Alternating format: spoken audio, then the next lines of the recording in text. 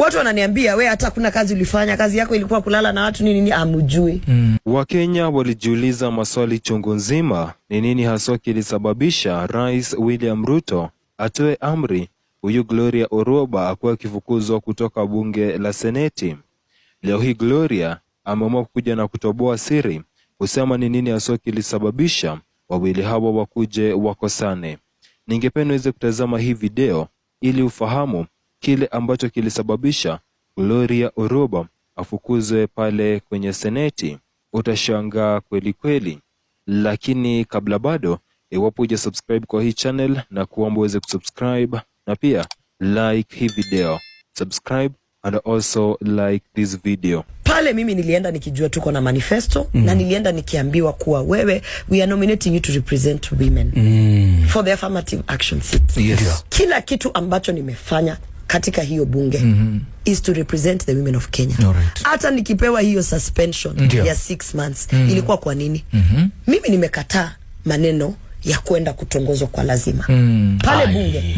Mheshimiwa, si nilisema, nilitoka ulitoka ukasema nikasema walikutongoza na lazima kama itakuwa ni lazima ndio nipitie kwa ofisi fulani pale bunge ya mtu ambaye ndo atakusainia ile kitu ya tuseme kama unahitaji support ya kuenda United Nation function, ni yeye ndo anasign. Kama unahitaji hata ofisi, ilianza na maneno ya ofisi ofisi, kama unahitaji ofisi mahali sehemu fulani ama fulani, yeye ndo ako na hiyo power. Kama ni lazima nipitie kwa ofisi nilale na huyo ndio niweze kufanya kazi yangu. Nilisema mimi hawakuniambia hiyo, nayo nikishika hivi Biblia sikujua ni hiyo ndio kazi naenda kufanya huko. Nilikata nilipoongea hivi ikazimwa na nikapewa suspension ya 6 months. Nikasema sawa. Lakini swala ni hiyo kitu haijawahi kuchunguzwa. Mimi nimeenda nimeweka report, mimi nimeambiwa toka nje, 6 months suspension. Na ujue kwanza hata huyo mtu ambaye nilireport ilifika mahali hata mshahara walikata kinyume na sheria. Mshahara wako tuko kotini hivi. Mheshimiwa, unataka kuniambia kwamba kuna story mbili ambapo Wakenya wanajua na kuna ile ambayo Oroba mwenyewe anaijua? Hata sio Oroba peke yake, ndio wale watu wanafanya kazi bunge. Tafuta tu mtu yote anafanya kazi bunge akwambie. I had the story. I have friends inside the corridors of Parliament. Wanakuambia vipi wewe? Siwezi kuisema hapa lakini unajua vile ambavyo wanasema. I know kile ambacho sasa wanasema. Nilikubali nikasema haya basi hiyo vita ni kama hao wataki kuongea, kwa sababu itakuwa ndio wewe Oroba umekataa lakini wengine wamekubali. Unataka kuanika wengine wengine kama wamekubali, wewe kataa, songa kando. Si nikasonga kando nikafanya 6 months suspension.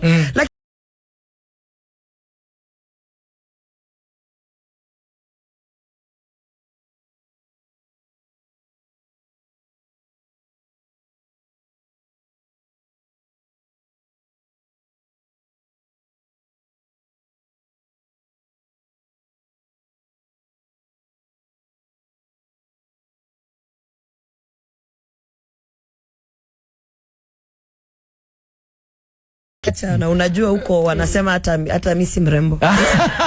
Hivi Mheshimiwa, ukiangalia manifesto ikisema ya kwamba ili ya UDA ikisema ya kwamba itapeana kina mama kipaumbele, ya kwamba itaempower kina mama. Wewe una feel vipi ukiona hizo unyanyasaji unafanyika? Tukienda round sisi ndio tukiwa na hata huyo chairman wetu ambaye ni mwanamke, sisi Limbarire ndio ni mwanamke.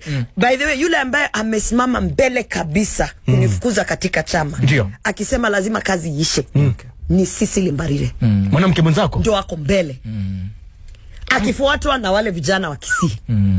Unaelewa? Ndio. Sasa saa zingine nakuuliza, kwa sababu mimi ukweli tu labda shida tu ni kwa sababu niliingia hapa nikisema naingia kufanya kazi. Unajua nikikaa chini niangalia hivi mpaka nikamuuliza Sisili, nilimuuliza katika mtandao na katika nikamwambia sasa wewe you are leading, in fact we are very proud of this party UDA because we have a chairman who's a woman. Lakini wewe ndio wa kwanza kusema wale wamama wanaongea, wale wamama wako mbele, wale wamama wanakuja kuambia rais wetu ukweli wa mambo ya kuwa hata hii kitu ambayo tulikuwa tunasema lazima tuta make sure maternal health care iko mbele. Wamama wanakuja wanaambia mimi nimezaa, nimeambia president, nilikuja nikamwambia nilienda Mama Lucy, nilienda Pumwani. na vitu ambavyo tulikuwa tumeahidi wa mama hazijafika huko. Na nikamwambia katika forum yetu, hawa mama ndio wanakuja kukata mguu na kuambia unyamaze. Wewe unataka kupinga serikali. Sasa unashangaa unapinga serikali na unasema ukweli. Ukweli tulisema tutaenda kupatiana. Na ulienda ukaona. Tulisema tunaenda kupatiana diapers. Ndio. Mimi nilisimama katika jukwaa nikaambia wamama. Ulikuwa nyuma rais pale. Yes, nikaambia wamama, huyu candidate wetu William Ruto akiingia, wamama tutasherehekea free sanitary pads. Diapers for 3 months. Maneno ya maternal health care including scans ambazo hazipatiwi tutakuwa free. Maneno ya watoto kukufa na mama kwa sababu kuna queue nitakuwa. Nilisimama katika jukwaa. Sasa unataka pia mimi niende kujificha niingie kwa maneno ya kudanganya wa Kenya? Kwa hivyo hii agenda yote ya Pampers na sanitary towels ni ahadi tupu ambayo haitaikuja pia. Hiyo ndio nimekuwa nikipigania. But Senator, unajua watu wanasema ati ina hii kitu najua inanishangaza. Watu wanasema she has become suddenly so clever. That is not true. Hapa nimetembea hizi station zote nikiongea hivi tangu niapishwe. Kweli. Hata hiyo wakinipiga suspension nilisema nilisema our president, we said we are going to create safe spaces for women. And me myself where I am in parliament, it is not safe. And I am blowing the whistle. Badala munisikize, munasema suspend huyo zima. Because you are telling the king that he is naked, Senator. Let me tell you something. You cannot tell the king that he's naked. Good leaders. Okay. Leaders who have gone far. Yes. Leaders who have led for many years. Always take counsel from wherever. Yani sitaki kutumia maneno mengine.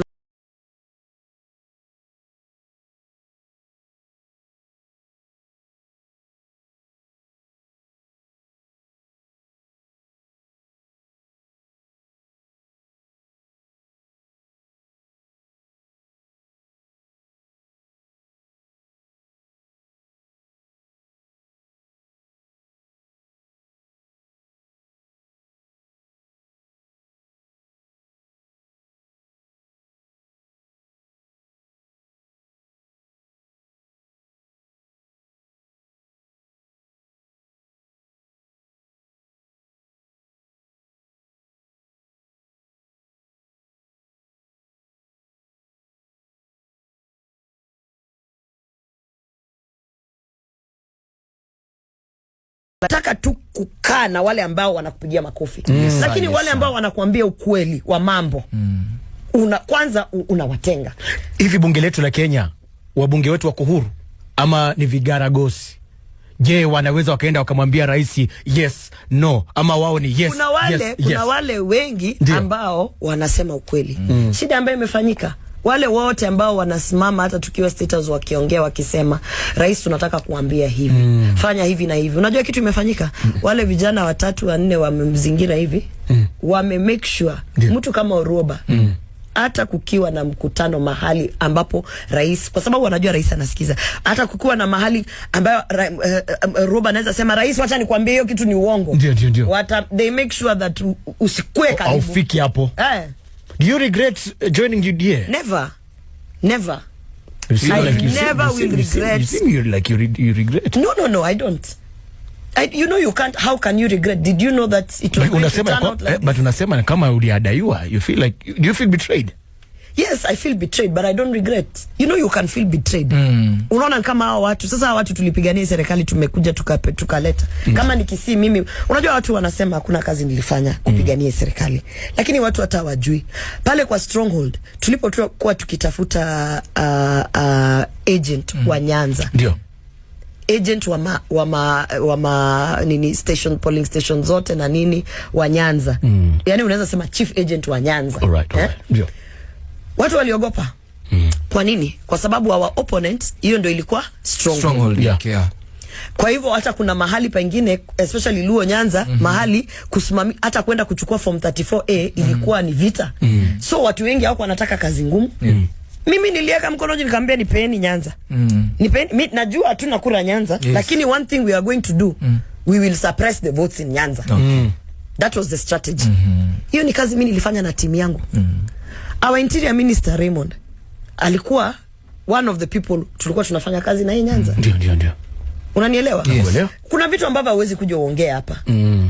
Watu wananiambia we hata kuna kazi ulifanya, kazi yako ilikuwa kulala na watu nini amujui. Sisi mpaka tulishikwa mkutano ya kuzika ule mzee Nyachai. Tukienda kungojea then the deputy president William Ruto. Si tulishikwa tukalala ndani? Yes. Tulishuka kama mara 3 na wale ambao tulikuwa tunafanya kazi ya ground. Mambo ni mengi ambayo yanafanyika katika taifa la Kenya, na tumeweza kuona kwamba iwapo wewe uko katika serikali ya William Ruto, hii ya Kenya Kwanza, ukifanya tu makosa kidogo tu uonekane ni kana kwamba unampinga, wewe unajua kwamba utakuwa unaondolewa. Wakaanza na Rigathi Gachagua akakuwa impeached. Wakaenda kwa Justin Muturi akaondolewa kutoka kwa waziri. Sasa leo hii tumeweza kwenda kwa Gloria Orwoba ambaye ameweza kufurushwa kutoka seneti because she is a nominated senator ambaye amekuwa nominated na chama cha UDM. Tuliweza kuwaona wabunge wote ambao walikuwa wanamuunga mkono Rigathi Gachagua, wote waliweza kuondolewa pale kwenye committees ndani ya bunge la seneti na bunge la kitaifa, kuoneshana kwamba Rais William Ruto yeye yuko tayari kusema kwamba hataki mtu yeyote ambaye anampinga. Kwa sababu Gloria Orwoba yeye alikuja na akaanza kutetea Wakenya ambao wamekuwa kidanganywa kwamba wanaenda kupewa kazi kule nje ya nchi kama diaspora. Tumekuwa tukisikia mahali kama Qatar, Saudi Arabia, akisema kwamba watu pale wanaibiwa pesa.